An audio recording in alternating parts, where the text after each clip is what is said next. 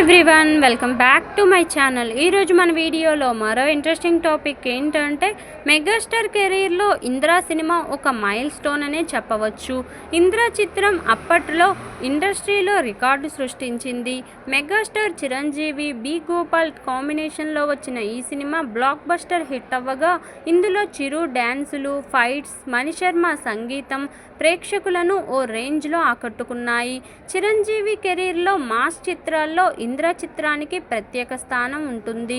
ఈ సినిమా అప్పటి వరకు ఉన్న ఇండస్ట్రీ రికార్డులను తిరగరాసింది. మరి ఈ సినిమా రికార్డులను తిరగరాయాలని బాలయ్య గట్టి ప్రయత్నాలు చేసినట్టు తెలుస్తుంది. అప్పట్లో బాలయ్య, చిరంజీవి మధ్య సినిమాల విషయంలో పోటీ తారాస్థాయిలో ఉండేది. చిరంజీవి హిట్ సినిమాతో వస్తే బాలయ్య నెక్స్ట్ తన మరో హిట్తో రావాల్సిందే. కొన్నిసార్లు చిరంజీవిది పైచేయి అయితే మరికొన్నిసార్లు బాలయ్య పైచేయి సాధించేవారు. మరి అదే సమయంలో మెగాస్టార్ ఇంద్ర చిత్రం రిలీజ్ అయి ఇండస్ట్రీ హిట్ అవ్వడంతో బాలయ్య తన తదుపరి చిత్రంతో ఆ రికార్డులను బ్రేక్ చేయాలని ప్రయత్నించారు.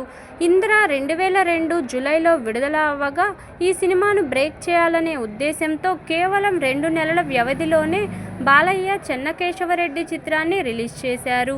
త్వరగా రిలీజ్ చేయాలనే ఉద్దేశంతో చెన్నకేశవరెడ్డి చిత్రంలో సెకండ్ హాఫ్ని వేగంగా చుట్టేశారు.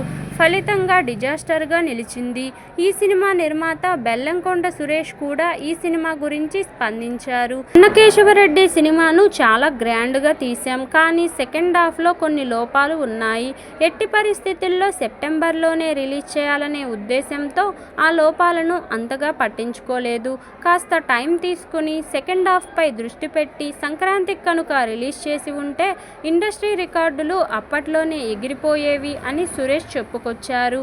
First half Balayya dual role, Mani Sharma సంగీతం ఈ చిత్రంలో ఆకట్టుకున్నప్పటికీ సెకండ్ హాఫ్ దెబ్బేసింది. యాక్షన్ సన్నివేశాలు శృతిమించాయనే కామెంట్స్ కూడా వినిపించాయి. మొత్తానికి ఇంద్ర రికార్డులను తిరగరాయాలని వస్తే బాలయ్యకు గట్టి డిజాస్టర్నే ఎదురైంది. ఇదండి ఈరోజు టాపిక్. ఈ వీడియో కనుక మీకు నచ్చినట్లయితే లైక్ చేయండి, షేర్ చేయండి, సబ్స్క్రైబ్ కూడా చేయండి. Thank you for watching. Bye everyone.